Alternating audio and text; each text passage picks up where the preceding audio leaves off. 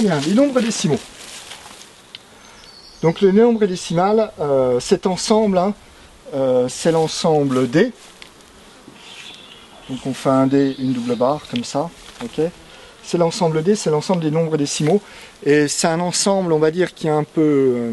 bon, déjà, c'est le premier ensemble où qui va parler des nombres qui ne sont pas entiers, des quantités qui ne sont pas entières. D'accord, hein, bien sûr, je fais comme tout le monde, hein, je fais une confusion entre la quantité et le nombre, parce que quand on veut parler d'une quantité spécifique, eh ben, on est obligé de dire le nombre. Donc on dit on dit pas dans la vie courante j'ai une quantité de pommes, on dit j'ai un nombre de pommes. Quel nombre? Des fois on dit quelle quantité, mais les deux sont utilisés, mais c'est un autre sens, hein, c'est-à-dire que là le mot nombre est utilisé dans le sens de quantité, mais de toute façon pour dire les quantités on est obligé d'utiliser des mots qu'on appelle des nombres. Il n'est pas possible de parler des quantités de manière précise sans parler des nombres. Enfin bref, donc ici on va commencer à traiter, à s'occuper des quantités qui ne sont pas entières. Hein, donc, qu'est-ce qui se passe? Eh bien, j'ai mon nombre, j'ai une unité, okay, j'ai mon système décimal, donc je suis forcément obligé de travailler avec cette histoire, soit je multiplie par 10, soit je divise par 10, donc j'ai une unité, j'ai une tarte, d'accord?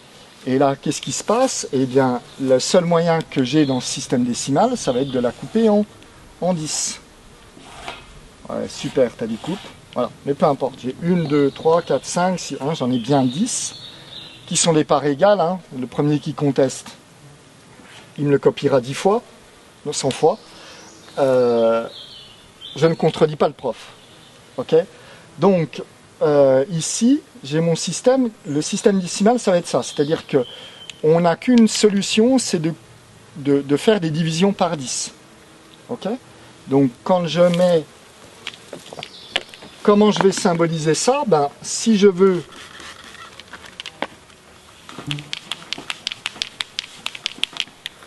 Hein, toujours pareil, quand on écrit un nombre, eh bien, si j'écris 1234, je me fatigue là, le nombre qui est à droite, c'est forcément la colonne des unités. Là, c'est les dizaines, etc. Si je rajoute un nombre ici, 5, eh ben ça, c'est forcément aussi la colonne des unités. Elle va être décalée. Donc, comment je fais pour dire des parties non entières? Ben, c'est là que la virgule intervient. Et la virgule, qu'est-ce que je fais? Comment on lit ça? D'un seul coup, on lit 123. Donc, qu'est-ce qu'elle veut dire, la virgule? Ben, elle veut dire simplement le chiffre qui est à gauche de la virgule, c'est la colonne des unités. Voilà ce que ça veut dire une virgule. Ça ne veut pas dire que le nombre est décimal, hein, parce que si j'écrivais dans un autre système de numération, en base 2, en hexadécimal, ou en n'importe laquelle, en une base, je sais pas, tertiaire ou quaternaire, la virgule indique toujours le chiffre à gauche et la colonne des unités. D'accord? Donc un nombre décimal, ben, c'est le premier, hein, c'est l'ensemble des nombres qui nous permettent d'écrire des quantités non entières. Ok, avec, hein, si j'ai pas du tout d'unité, ben, je mets 0,2. Et là, dans ce cas-là, qu'est-ce que ça veut dire? Ben, ça veut dire que j'ai pris ma tarte, je l'ai coupée en 10. Ok, et j'en ai pris ici 2 parts. Voilà ce que ça veut dire. Hein, donc il n'y a rien de plus... Enfin, c'est extrêmement simple une fois qu'on a compris notre système de numération et notre système de... cette histoire, la virgule. Hein, je mets une virgule, et bien ma virgule me dit ça c'est le chiffre qui est là, c'est la colonne des unités. Et ce qu'il y a à gauche, eh bien, c'est les dixièmes, hein, les centièmes, etc. Voilà, donc c'est à peu près tout ce qu'il y a à savoir sur le nombre décimal. Une fois qu'on a bien pigé ce qu'était la virgule et